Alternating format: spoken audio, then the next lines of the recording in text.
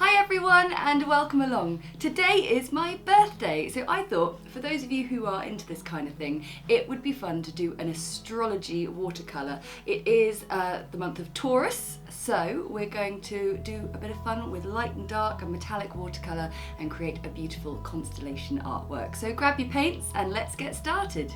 Right, I've got my A5 size watercolour paper and I've just taped it around the edge just because we're going to do quite a wet wash on it first. But first I'm going to do my constellation. Now I was looking online and I found a lot of references for the Taurus constellation and they were all slightly different. So I found the one that seemed to be the most common and the one I liked as well. So all I'm doing is I'm following the reference I've got for my Taurus constellation. And that's all you need to do as well. I'm not even worrying about a ruler, because with these short lines they can go fairly straight, even though this is the longest one here. There we go. So Taurus is Latin for bull, and the sort of dominant feature of the Taurus constellation is this two-pronged horns of the bull. But we've got our design drawn out, so as I said, go online and have a little Google for an image of the Taurus constellation, and then you can either trace it or just copy it nice and closely and you'll have your reference drawn out. So now what we're going to do is I am going to use a few deep sky colours. So I've got my Payne's Grey. My Payne's Grey seems to be quite a lot bluer than a lot of people's, so you might want to add a bit of blue into yours. And also I'm going to use Moon Glow because it would be rude not to with a name like that. It's a very similar colour, but it's just a bit more purpley than Payne's Grey. And then also, just for a little bit of interest, I'm going to mix up some cobalt turquoise.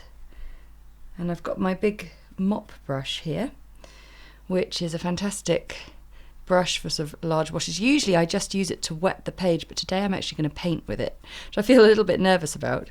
And then here is a little separate pan of metallic watercolour, and the brand for that is Fine Tech. I use metallic watercolours every now and then on this channel, and yeah, it's a fantastic colour. Okay, so what I'm going to do is I'm going to take my turquoise first and I'm going to just paint in a bit of a wash over the top of this. I'm not going out to the edges. I've just taped my paper down because I'm using a lot of water, but for now you see how the mop brush just soaks up all that colour. Okay, so we've got our sort of first washes in. Now I'm going to take much more concentrated colour and drop this in, and what I'm looking for is just to sort of create a night sky.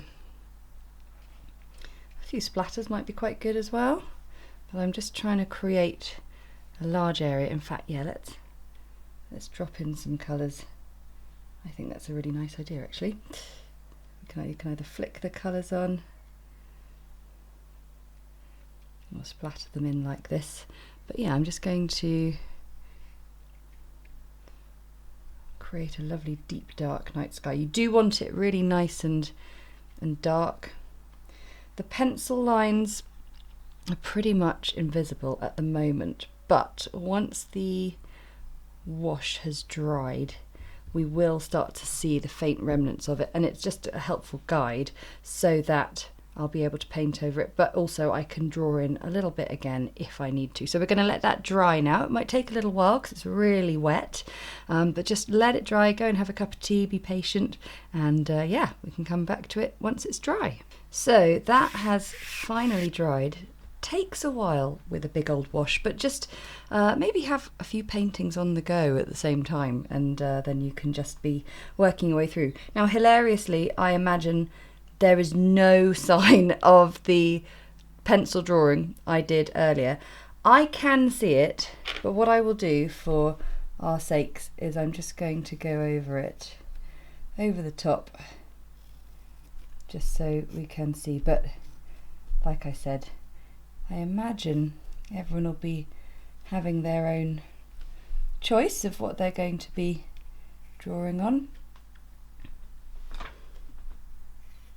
There we go, so I can just about see that there, but don't worry, because you will be able to see the next bit.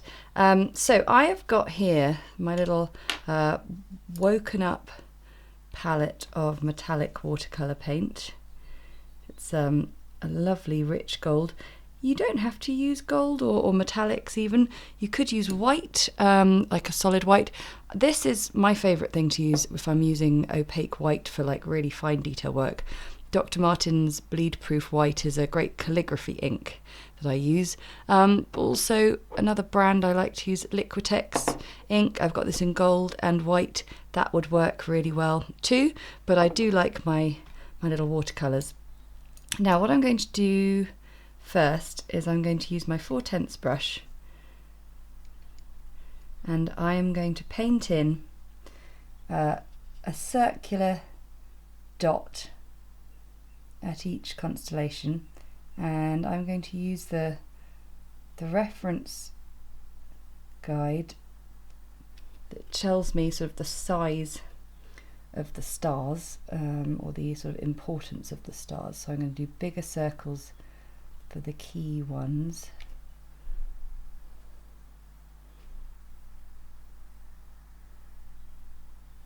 I think this would be a really cool gift for like a teenager or just someone who's really into this kind of thing. It'd be nice to put on the wall. Imagine if you could do the whole series. Okay, so those are the larger dots, and then some slightly smaller ones. And this gold paint is great. It sort of looks fairly good at this point even, but just you wait until it dries. It goes amazingly shiny and bright.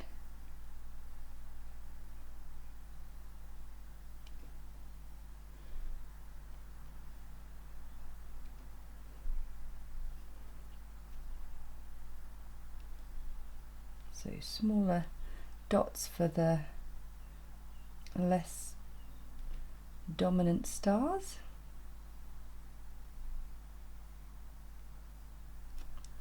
But keep your watercolour nice and opaque.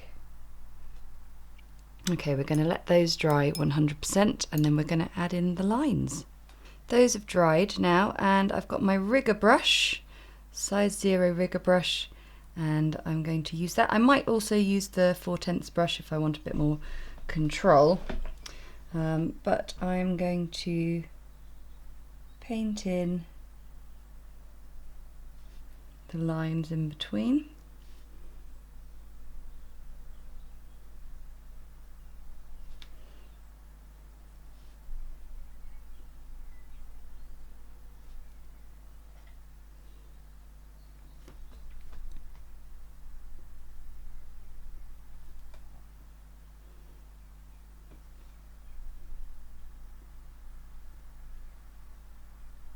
See how amazing the rigger brush is for control when it comes to the long lines.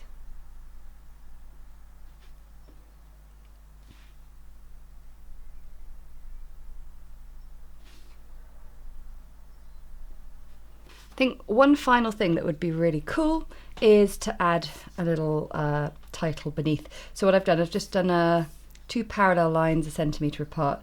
I found the centre. And then Taurus is T-A-U-R-U-S, 6 letters, so I find the middle letter, T-A-U. So between the R and the first U, I'm going to mark it out. That's my sort of rather sort of basic way of getting things even-ish. I know that all letters are slightly different widths and things, but I that's how I do it. And then I can just use some of the gold because I think that'll be fun to paint in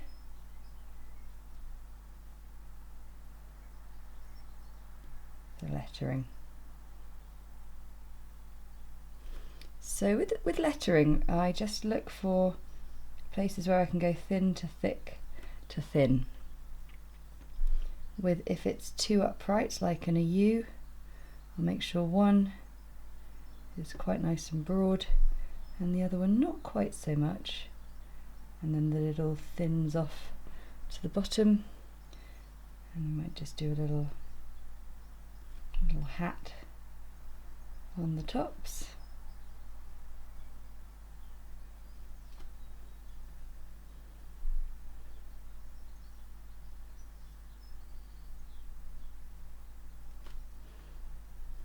And if you find that you've sort of written your letters out and then you're like, oh, I think they're a bit too far apart, then I can just make this, I'll just go a bit further wide. And then just get some nice thin and thick going on.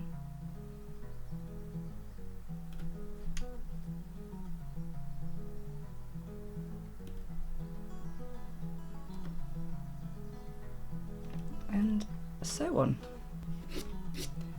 So I've given it a little rub out with the pencil, taken the tape off, and there we have a really lovely, very simple but rather effective metallic watercolour artwork celebrating the month of May in astrology terms. I love it, and it's a little birthday present to myself.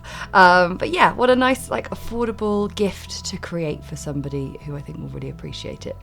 So thanks for watching, and yeah, I really hope you enjoyed that one.